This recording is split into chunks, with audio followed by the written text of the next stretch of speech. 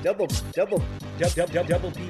Double P. What I like to call Double P. What I like to call Double P podcast. Welcome to Ice Cold Double P Podcast's take on Season 2 of AMC's The Terror. This year we're talking The Terror Infamy. Specifically in this podcast we're going to break down Season 2, Episode 7, My Perfect World. Guys, The Terror Infamy is going to begin airing on the UK in just a couple weeks on Monday, October 7th. We are already going to be 8 episodes ahead of them when it premieres. Let's go around the horn and find out what our hosts thought of tonight's episode. Let's go to you first, Catfish. What is your ranking for The Terror Infamy Season 2, Episode 7? Well, you know, I did tweet out earlier today that I know there's a lot of dissension in the UK over Brexit, but I think they'll all be able to agree that Chester deserves some slaps. So I'm glad that this is going over there so that the UK can unite around one common concept. I gave this 6 what I like to call double C's. Double C's? Yeah, clean forgot Chester's. Chester clean forgot his epiphany that Yuko is after him. He burned Yuko last week. He doesn't have to worry about her anymore. Yeah, and yet he still seems to favor her over his real parents. I'm not going to spoil not just the biggest ice cold of this episode, but the biggest ice cold of the entire season.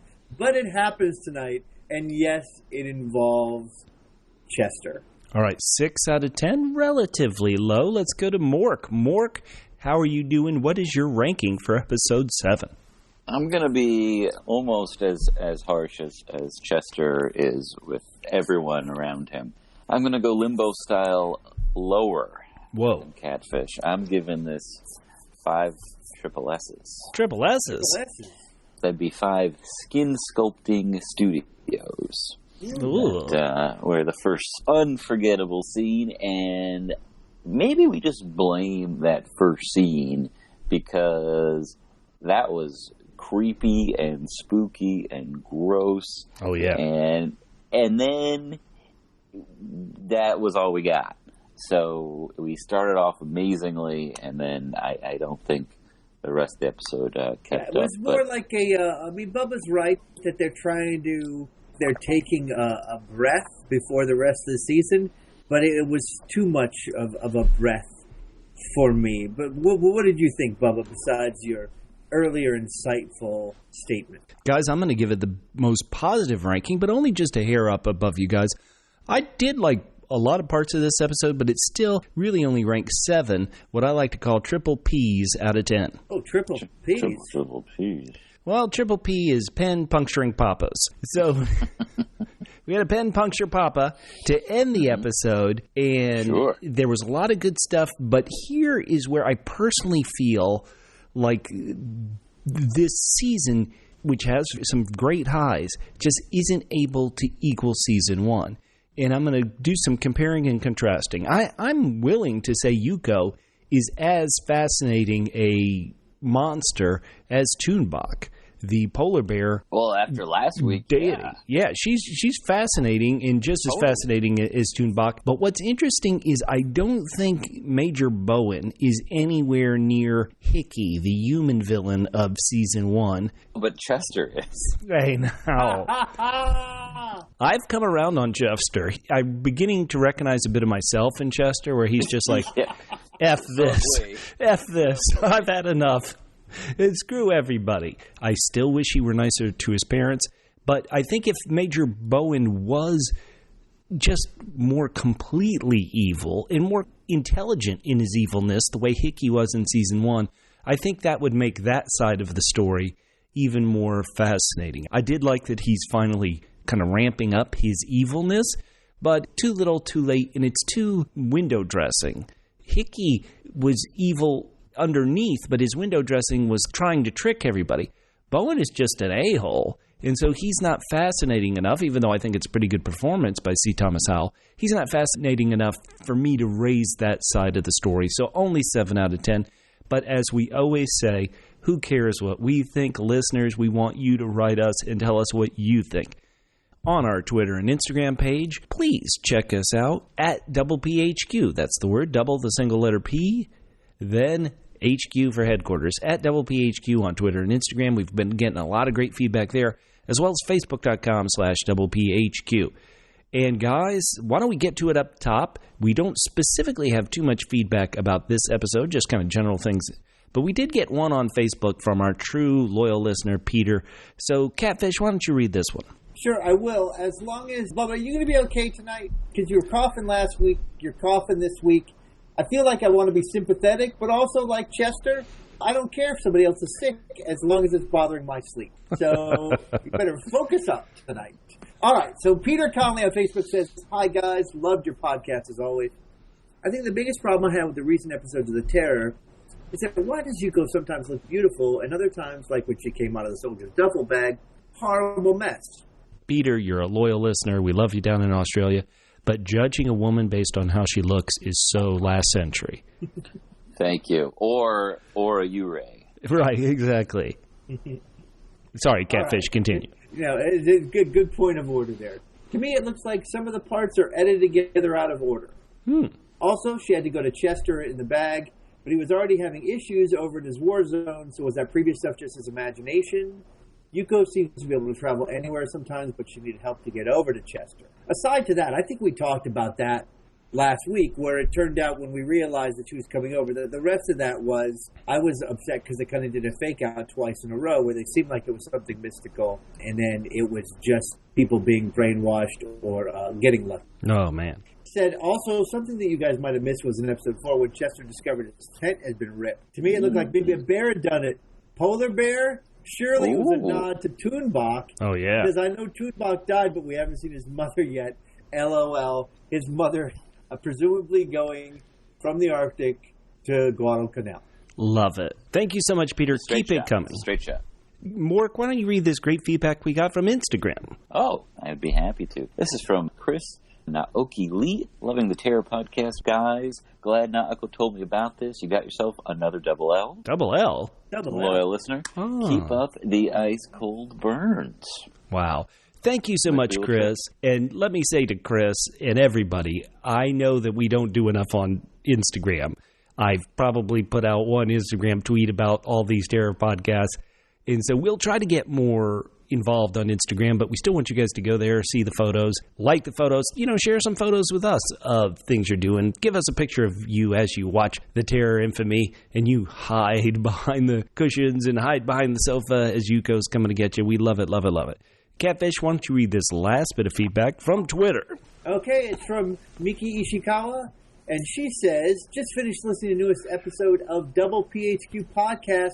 Can't speak for everyone, but I am so down to come on the show. Love you guys. What? At Naoko Mori, you in. I love it. Naoko Mori tweeted back, if I'm here in L.A., heck yeah, I heart these guys. Oh, man.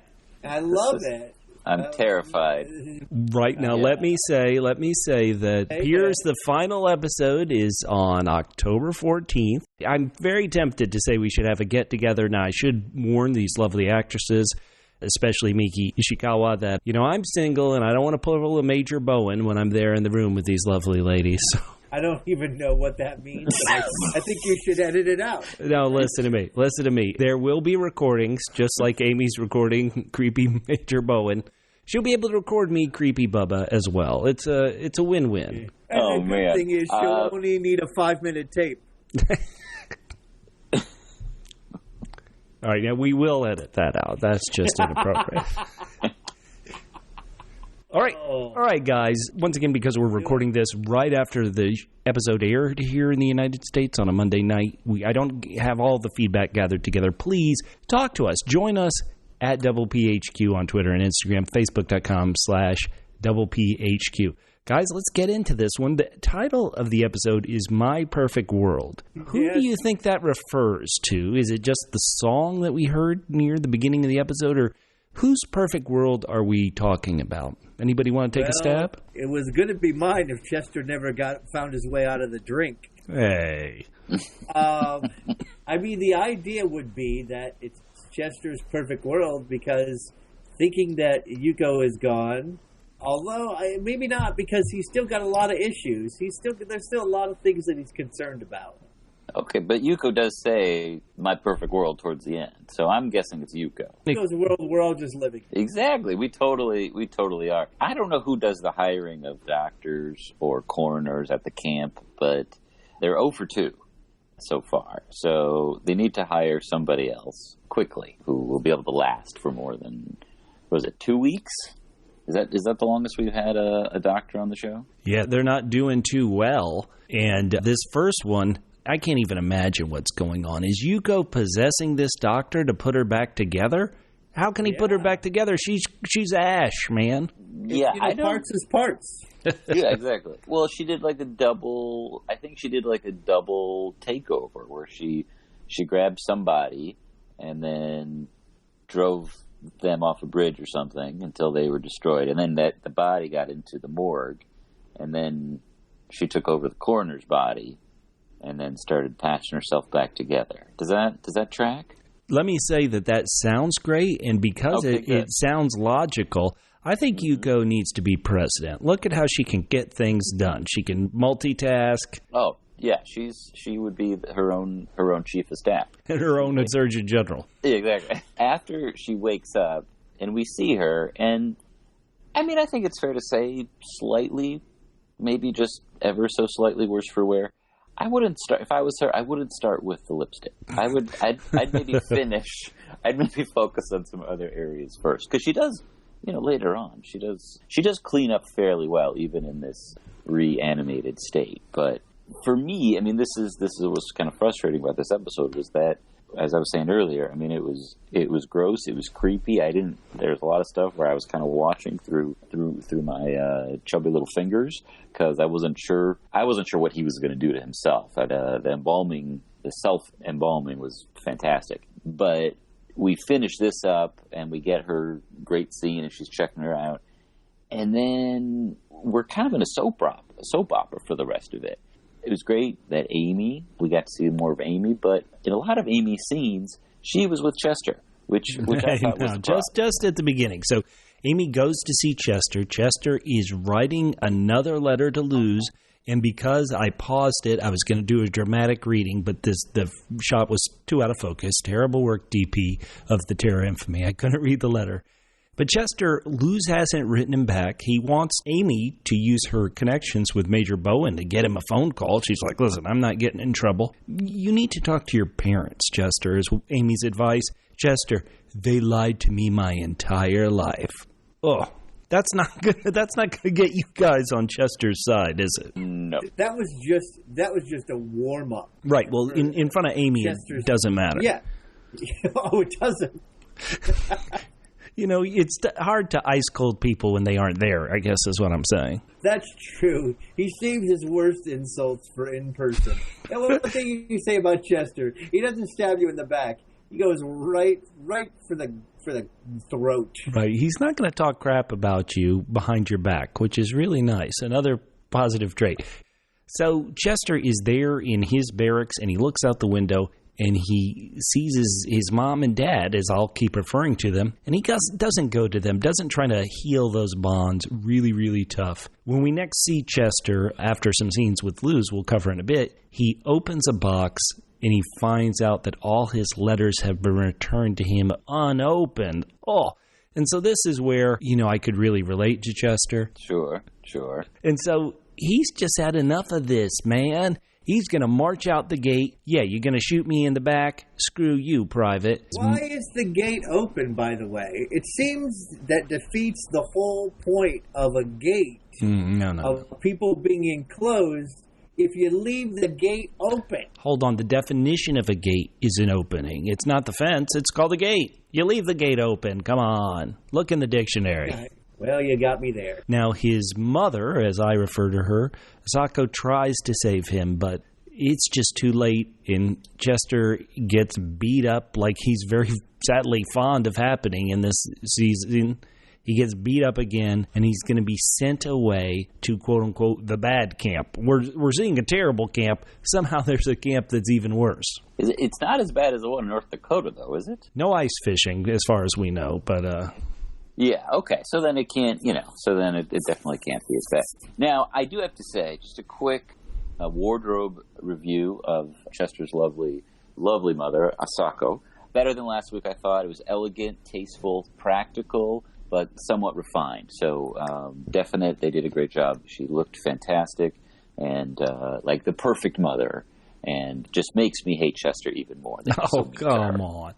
Look, she knows what to wear when her adoptive son is acting out. I was watching online, and they have some of the deleted scenes, and after, it could really only be, correct me if I'm wrong, but really, there's only one nominee for the ice cold moment that Chester blurts out. But when he shouts that in the deleted scenes, Henry says to himself, "I've been waiting so long to hear him say that my parents are dead."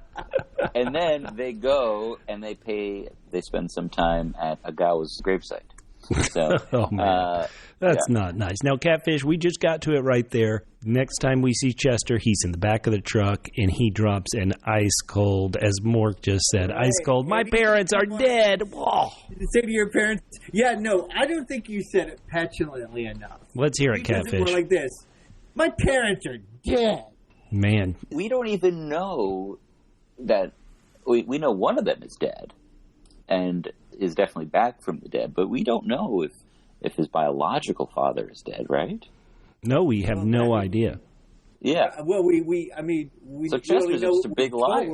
What we're told is that he died, and that's why she had to go overseas and be a... No, we were told... She said that as part of her explanation, but I don't know if that's when you're getting candor, is if you're in a mail order bride type situation, and it turns out that the horse has already left the barn. I don't believe her telling of it, so I don't think we can put that much stock in it. He could be alive. Wow. Right. I think there could be a crazy twist where it's Henry. Well, didn't we already get a crazy twist? I don't want to jump to the end of this episode, but...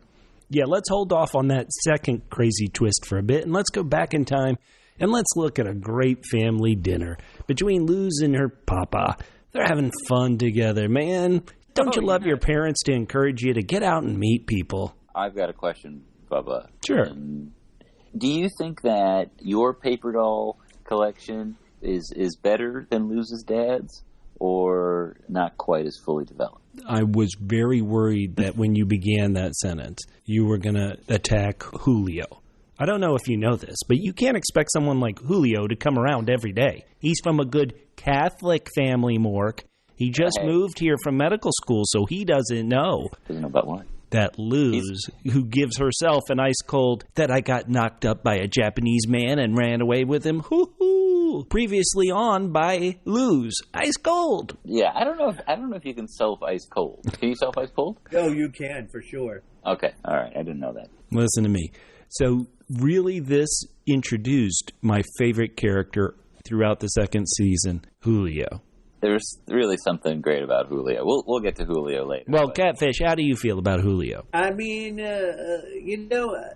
just in relation to Luz is like, this Julio is a real snooze fest. Whoa. Even though Luz appears to be a good girl, she likes to take wild romps in fast, well-washed cars.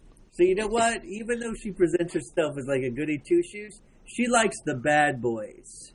Mm-hmm. And so this guy's getting nowhere with her. Listen to me. He doesn't have a cool car. He's too respectful of his parents. Mm-hmm. Mm-hmm. Luz is a bit of a good girl herself. She didn't want to make Papa a liar, so she went out with Julio. That's true. Do you guys believe that Luz in her scenario wouldn't read any of these letters from Chester? Well, maybe she was getting so many letters from Julio that she just didn't have time. Is that a possibility? He's a good Catholic. You got to write letters. Now, Bubba, you did such a great reading of Luz's letter to Chester last week. Do you want to read one of Julio's letters to Luz? Sure. You seem taller than me based on the one shot I'm in. Luz. I should also point out, Luz, that I won't try to kiss you because I'm ambiguously gay Julio. This was it's me, Julio. Okay, so they have a great date. A little creepy, and what I'm trying to figure out is they start the scene outside the house, and the car is already there. Mm-hmm. So he's stalking her because he's a bad boy. Now, ladies, we are 3 men, let's be honest. We need our female listeners to write in and tell us if it's okay for us to stalk our ex and just spy on her on a date with somebody new from your car. Let us know at BHQ. Only if she returns all your letters and expressing that she never wants to hear from you again. Then it's okay to stalk. Right. She's just playing hard to get. Right, lady? Now, this is the one... Yeah. This is the one time only, and I hope the recording device is working almost as well as it was in Major Bowen's apartment. But I'm going to side with Chester here, only in that the box didn't come from Luz; it came from her dad. That's correct, and her dad even signed his name on the return envelope. Yeah, so it was Bob, or it was B. Olmeda, or I can't remember the last name. B. The B stood for ballpoint pen. Ouch. Okay, so guys, let's just finish up with Chester and Luz and their star-crossed romance. So Chester, last time we saw him, he's in this truck being taken to the evil camp. Wait a minute. Sorry, guys. You know, guys, I got to go take a crap. Well, okay, sure. It's just keep recording and keep those handcuffs on. Okay, I'm not saying this because I want to sneak away, just like pulling a Chester. First things first, let's drop my pants. Yes, no. Before you drop your pants, I want to ask you some things that you guys might have heard about Guadalcanal. That's what that exchange was. I don't know if it was meant to be funny, but I was not expecting any of that. I do feel like it was sort of meant to be collegial, like, you know, we're both soldiers. I mean, I didn't feel like the guy was being a complete dick, but that never stops Chester's attitude.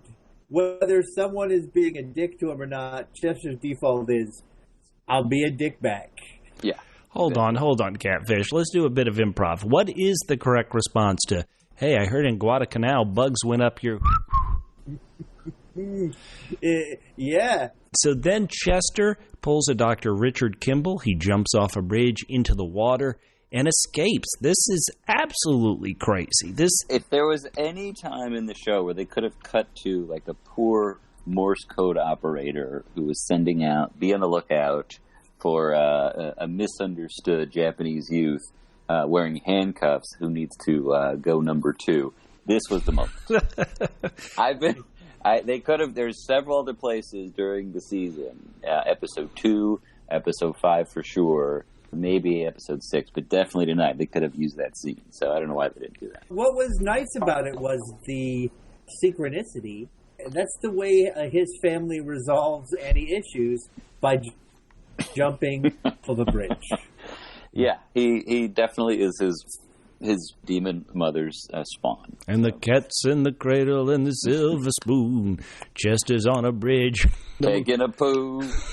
When you're coming home, Chester, I don't know when, Mom, but we'll get together then. You go, yeah. You know we'll have a good time then.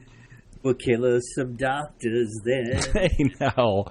So Chester somehow, I guess, got these handcuffs off and got from Oregon down to Los Angeles in time to be a creepy ex and stare at his ex while she was on a date.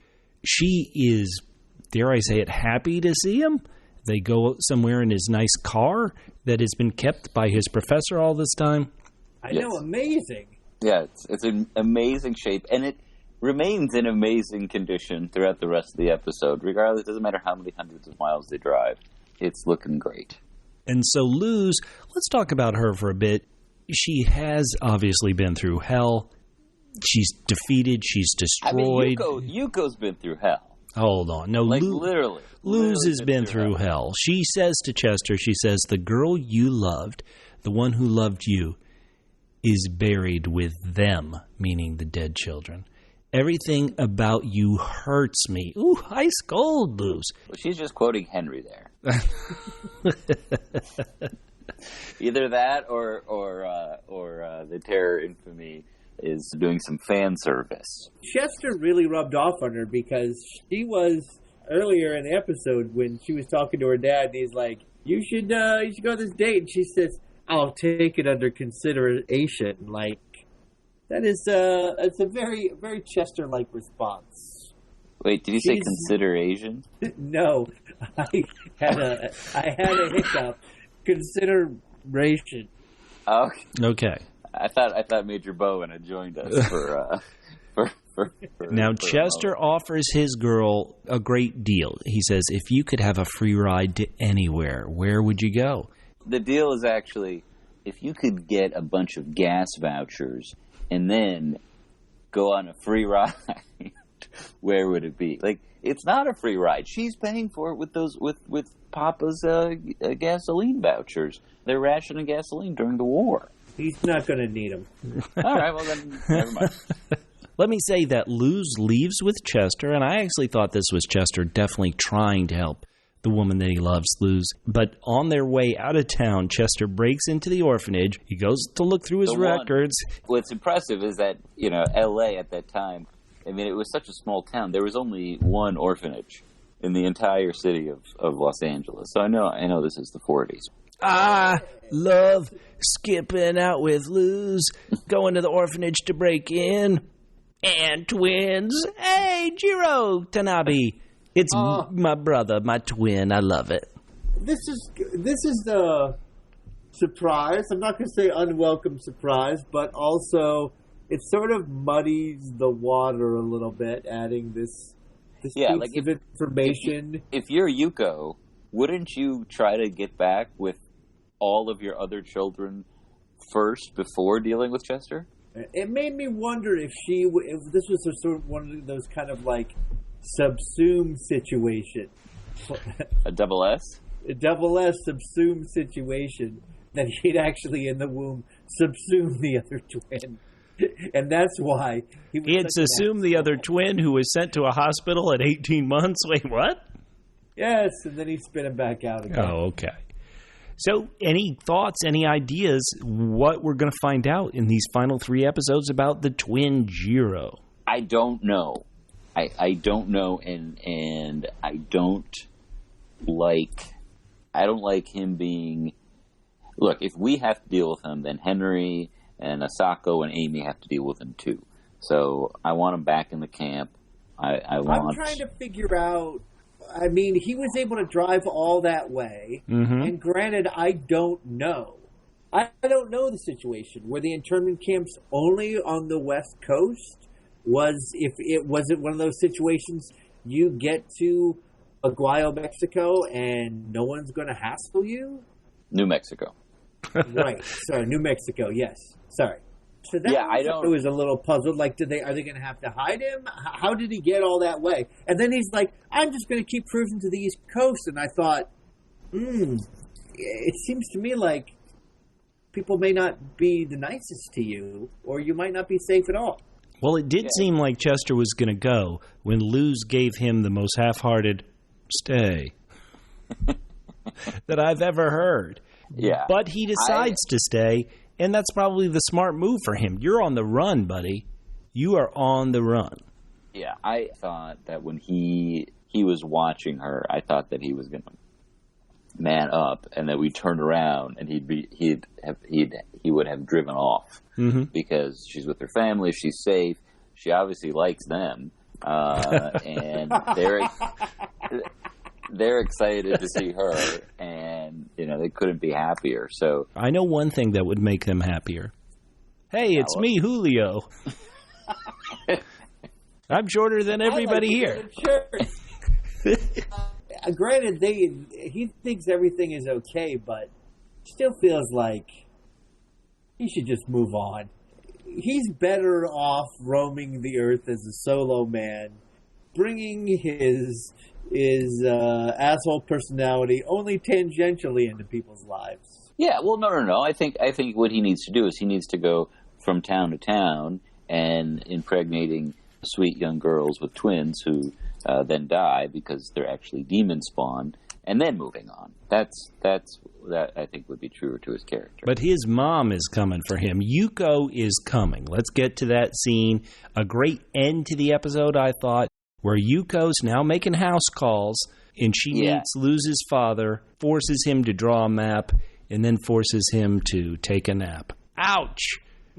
Yeah, well, I mean, she should draw a map, give him her car key, give her his car keys, show her how to drive. Mm-hmm. We know does Yuko know how to drive at this point? I don't know if she ever mastered a stick shift. So we need to see some driving lessons with Yuko. Let's see her master the 3-point turn. I think that would be really, really helpful to the plot. Get some of those extra gas vouchers that Luz didn't steal from poor Papa, and then kill him. That's what I would have wanted to see. But in semi seriousness, and I don't want to step on the camp section of this, but after Yuko seeing what Yuko did last week, what she went through last week, kind of starting to really sympathize and empathize with her, it was just a real drop off to go from that to just, we got to deal with the flu, and then Chester's got love trouble. So it was just a little. This is the kind of thing that I think they could have gotten into a little bit more early in the season, but after last week, which I just enjoyed so much, there's just a lot of this stuff where, just like the world's worst plastic surgeon in that opening creepy scene where he's drumming his fingers, we see Yuko drumming his fingers. Mm-hmm. I felt exactly the same way. The other thing is that, and I was talking about this with Mork separately, because we know we have to raise our game sometimes, offline. So we have to chat offline. We do a pre. Yeah. And we talked about, as you can tell, because our comments are super sharp by the time it comes to podcasting. Last season show really needed where it was. And as far as Yuko goes, the camps, although it is fascinating to see them, they're not really essential to the story of Yuko coming back and causing all this havoc. And as a result of it, I feel like the camps aren't as an important a story as they should be, because they don't play into why Yuko is doing this. Catfish, I really think that's a great point. Tying it into my earlier note about how Bowen is not a hickey, there's a reason why you said it at this story at this time. There's a reason why you said it around these Japanese internment camps, which are an embarrassment for our nation, the United States, and it is a real-life horror we need to look at. But it has played second fiddle to Chester's adventure going to Guadalcanal and now on the run with Luz. And so, because I think Bowen hasn't been a rich enough character to be a hickey, I think it has suffered. We haven't really suffered through this plight that Americans went through back in World War II enough. And so I completely agree with that. Let's just go ahead and wrap up the story of Chester and Luz and Yuko on their trail by saying, guys, there are 3 episodes left. Is there a happy ending in sight? Is there any way anything positive could happen with Chester and Luz? Chester seems doomed to me. I don't watch a lot of Japanese horror, but he's just trapped, and I don't see a way he can escape Yuko's desire to be with him in paradise, in that limbo. What do you guys think? Can Chester and Luz have a happy ending? Let's go to you first, Catfish. Well, I think Luz can have a happy ending as long as Chester make it. No. So that would be my kind of fervent hope. I just have never been a fan of Chester. The way the character's been written, I mean, if we would have known the entire season, if we would have known that he's been constipated this entire season, then that would maybe shake the sting off a little bit. But yeah, I mean, Yuko. Well, I don't mean to completely derail you, Catfish, but it just seems Yuko is fighting so hard we have this sympathy, we built this up, and then now he's actually burnt her to a crisp, and she's she's re-Frankensteined herself, so she's persistent. But, at this point... Nevertheless, she persisted. Nevertheless. Yeah. Indeed. I told you Yuko should be president. Oh, Yuko is one of my favorite characters because of last week. I feel like I really get her now, and I do root for her. But she survived this. She should go have some fun. She should take over. She can take over people's bodies. She can really go wherever she wants. She could, there's still some fun things to do, even though it is a war. There's fun things for her to do. She should go live a little bit. She didn't have much of a childhood. She was dead probably at 20-something, early 20s at that. So let's see her. Maybe she inhabits the body of a Hollywood actress, and she's in the golden age of Hollywood. Or she could be doing so many fun things that she deserves to be doing. So I kind of feel like at this point she got her kid back. She's a little late for Golden Week. But maybe next year she could do next year's Golden Week. But that is true. Like once your kid burns your corpse, I think it's time to move on. One more. Yeah. We didn't hear your answer. Is there any way Chester and Luz live happily ever after at the end of this show? I think Catfish hit it on the head. By definition, Luz living happily ever after is not with Chester. So I'm going to say she gives him the heave-ho, and he's got to get an apartment somewhere with room for Agawa and Yuko and Yuro. That's what I think the happy ending is. Okay, guys, we're going to jump back in time and let's look at this drama, this sickness that is infecting the entire camp. And I don't mean the sickness of Yuko taking people over. People in the camp are actually sick. And our girl Amy, who is, has the best/worst position to be in because she's a assistant to Major Bowen, she is being torn in trying to help people. And, of course, her ex, Ken, is kind of high-horsing her. He's still unhappy that she changed his answers. How do you know that he's her ex? Maybe they're just on a break. Okay, fair enough. I would say the way they treat each other intends to me to be pretty tough. Toshiro is sick. Ken is doing ice colds to her, so they can't be a couple. He gives her this ice cold. I know you like the safety of being Bowen's pet. Oh, ice cold, Ken. Yeah,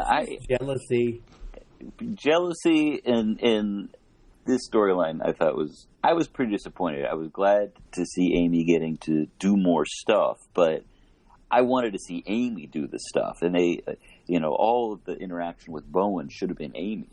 I think that's coming. I agree that is where the real stress point is. That's where the real drama is. This person who, once again, has to kind of be underneath Bowen, even though Bowen is bad news.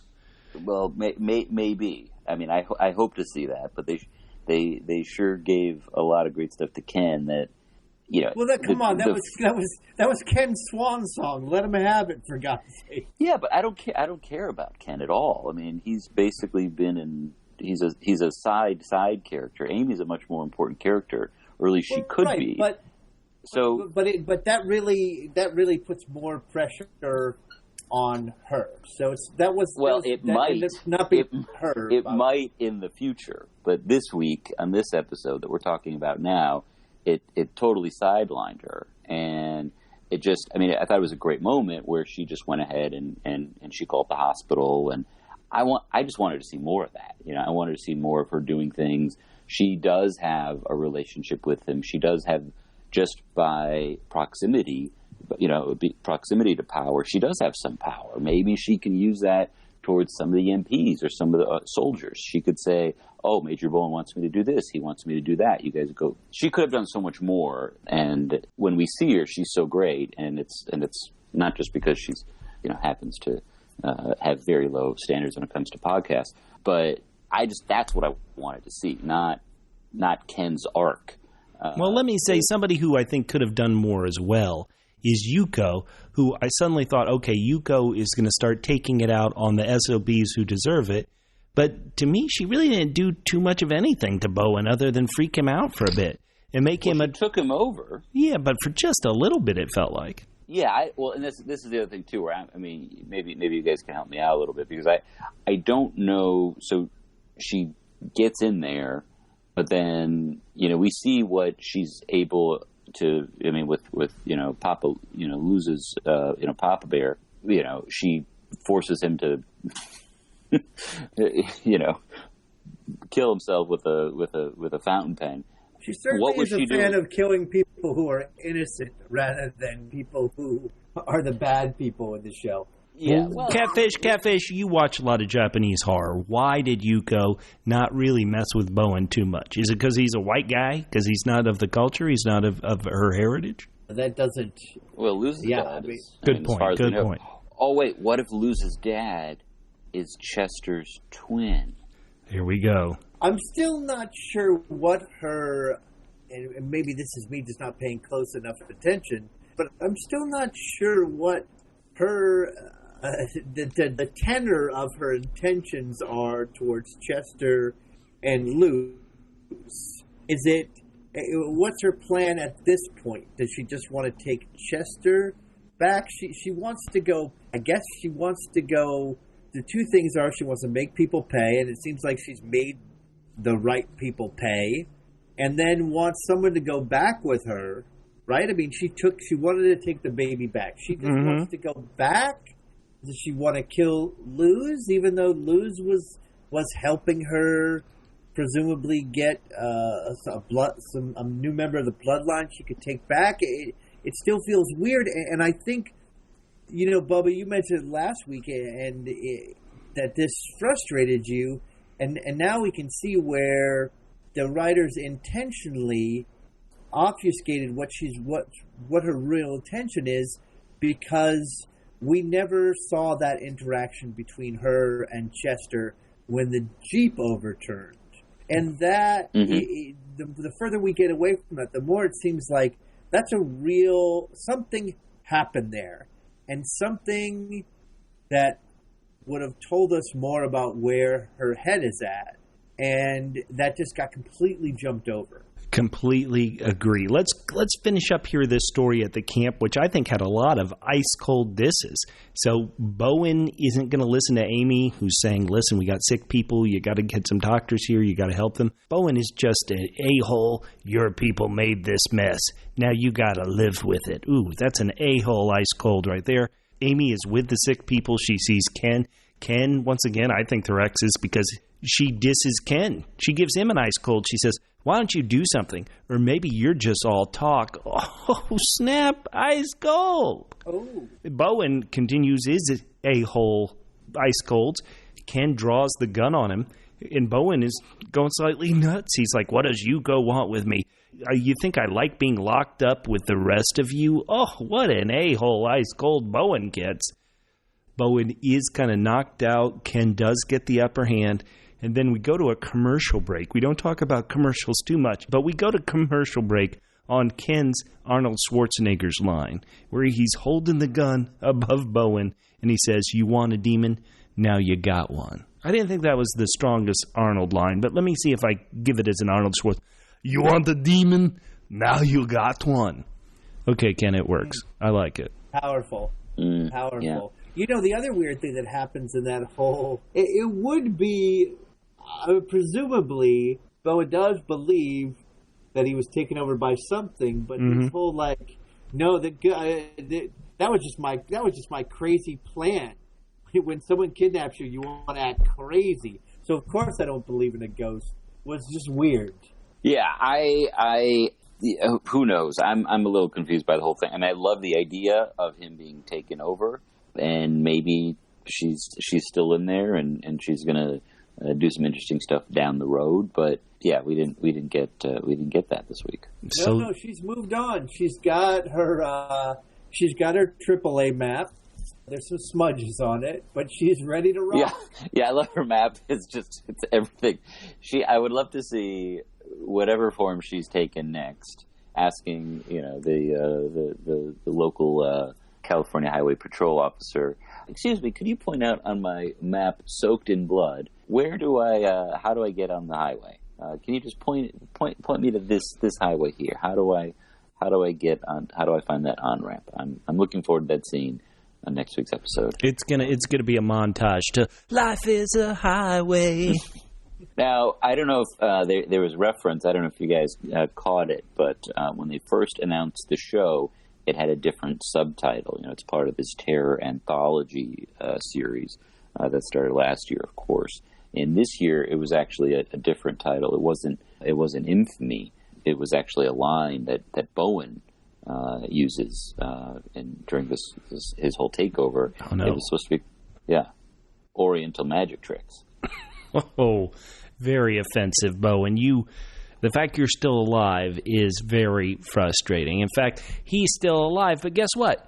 They killed Kenny. Yes, and I'm okay with that. I mean, the thing about that was, and Bowen says something about it later. It's like, yeah, you know, they shot him, you know, where he was shot in Bowen's barracks, in Bowen's living room, basically. And he's like, yeah, totally fine. Not the first time, not the last. They said I should move, but I really like this cabin because it's got a recording device under the subfloor. Well, no, that's what Amy moved over from his office into his room. And Bowen, you know, it's one thing to have Ken killed, but then to do ice colds about him, he's like, listen, he's talking to Amy where he's trying to flirt and get in with Amy. Men like that take advantage of good girls. Oh, ice colding dead Ken. And then this one is so terrible. Some dogs you have to put down. It's safer this way. Oh, ice cold, Bowen. Yeah. How could you? Oh. I would love to see Amy totally start manipulating this guy. And what I'd like to see for Amy is that by the end of the season, she's given a choice because the federal government, Roosevelt, hears how great of a job she's doing and offers her own camp to run because she's done such a great job. Oh, no. And that's going to be her Sophie's. Well, obviously her plan is to record Bowen saying these terrible things, revealing himself to be such an a-hole. But my question is, who could she play? Who's going to care? Yeah, who can she play that to? This is just horrific. This is infamy for a reason. She could play it to Dick Clark. We have this long-distance dedication. People just don't care. They don't care what's going on in the camps. If people are even aware of it, they're trying to ignore it, just like people are actively ignoring people being in internment camps right now on the border. So people don't want to hear it. I'm not sure where. No, people were definitely aware of it, and maybe it's one of those things where maybe some people somewhere might be moved to act, but there's no time for that. And for me, it's just from a stakes thing and a jeopardy, and Yuko is able to do whatever she wants. She's still killing people. She's still taking over people. She's the source, and even though I like her a lot, she's dangerous. She's really dangerous right now in ways that, you know, nobody else is on the show. So for that to, at this point, you know, if we've got 10 episodes and we've got 3 left, I just want to be spending as much time, you know, with Yuko and the family and the people close to the family. And I think Amy has a lot more to do than just try to get him in trouble, and her life and her soul are actually at risk, you know, from Yuko. Well, we're going to find out over these next 3 weeks what's going to happen to Bowen, what's going to happen to these poor people, all the people we've been following from Terminal Island up to the camp. This is just horrific. I have lost track. Do you guys know? Obviously, this looked like it took place in the fall. Does anybody know what year or how deep into World War II we're supposed to be? This happened in 1964. Oh, man. They've been in that camp a long time. You really have jumped ahead here. Yeah, I've lost all sense of time. I know it's taken. Chester drove down from Oregon, or he swam down from Oregon. How did he get back to LA again? Did his professor move and take the car with him? I don't know, but Yeah, there's all sorts of crazy time jumps that are going on, which aren't a huge deal, but all of that stuff did distract me from noticing Catfish. I don't know if you noticed this as well, but when we saw Amy and Henry and Sako were taking their friend into the urgent care, that Amy is wearing the exact same pajama getup that Bubba wears. You went a long way for that, Mork. I'm always focused on Bubba's pajama game.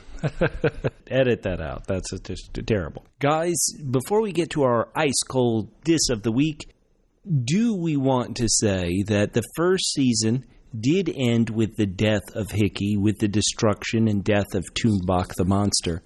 Is this show, we've talked about it, can there be a happy ending between Chester and Luz? But are we supposed to see the death and destruction of Yuko? Is Yuko supposed to move on to another plane? Is Yuko going to take Chester with her into that limbo and be happily ever after? Do you guys want to get in the prediction game of where we're going with our horrific, fascinating character of Yuko? Well, I don't see how, after what happened last week, I don't see how she can be killed. I'm okay with only Chester being killed. Oh, you guys are so tough. I'm Team Chester. You heard me. He's got the same attitude I do. F this. All right, Catfish, what do you think? What do you see as the end of the series for Yuko? Oh, boy. I think Yuko ends up back in the medium place. And I think she ends up back there with Chester and maybe Chester's mysterious yet-to-be-seen brother, a.k.a. Ken. Hey. I have got to think that these writers have known what they've been doing all along and are hoping that the audience is silently praying that it ends just the way Mork and I hope it ends. You guys are terrible. Team Chester, if you want to join me on this lonely island of Team Chester, at Double PHQ on Twitter and Instagram, Facebook.com/Double PHQ. Okay, guys, we've talked. What I love about you, Bubba, though, no, it's so great, was you were not on Team Chester until he finally just became enough of an asshole. You're like, look, if you're only going to be part of an asshole, I'm not on your team. But if you're going to go full, you have Bubba's cosign. Chester also got the girl in a car and took her out of state. That's my move. Hey, okay. Right. Edit. You're the one who took your car and went out of state. Oh, edit. All right, guys. Do you guys have a favorite ice cold that we haven't mentioned or one we have? Catfish, why don't you lead us off with the one you were talking about before we even started recording? Oh. Are you going to give me? I need somebody to give me the line before it. All right. Do you want to say something to your parents? My parents are dead. Oh man, ice cold Chester, aka Team Chester. Well, actually, Catfish. I don't know if you guys noticed this, but there was also in the deleted scenes. There's where Chester is walking back from Oregon back to the camp, and he stops into a little convenience store to get some beef jerky or something, and he looks terrible. And so the shop clerk, looks at him and, oh my God, son, you look terrible. Should we call your parents? My parents are dead. Yeah, then he says the same. So it's like, okay, well, it's gonna be $3 for the beef jerky. No, that was the worst thing. And he's in the description. The first sentence of the description on the episode online and probably on your viewer's guide, however you're watching this, it says that the Nakayamas have been torn apart. Yeah, by Chester. Hey, lies tore them apart. Mork. He insists. He could have stayed there. He could have stayed with him. He could have tried to repair the relationship, and instead he just decides to his boots are made for walking. Just what he'll do. That's just what he's going to do. So, yeah, I'm going to second Catfish's ice cold moment. All right, so we are choosing that my parents are dead as the ice cold of the week. Double L's, loyal listeners, if you have one that we haven't mentioned, once again, please reach out to us. Obviously, you can tell from some of the jokes we crack no one wants to advertise on this podcast, so we're only doing it because we want you to reach out to us. I should point out that my name is Bubba, and you can find me and insult me for all these terrible jokes on Twitter at FitandTrim. That's FITTENTRIM at FitandTrim on Twitter. And I'm Catfish. You can tell me how horrible Bubba's jokes are by tweeting me at CJGman67. And this is Morgan. You can find me on Twitter at Extraordinary. That is extraordinary with a W in front of the final R. And we look forward to telling terrible jokes to you next time on Ice. Cold. My ice is melted. My ice is dead. The little mosquito that flew up my butt in Guadalcanal is no more.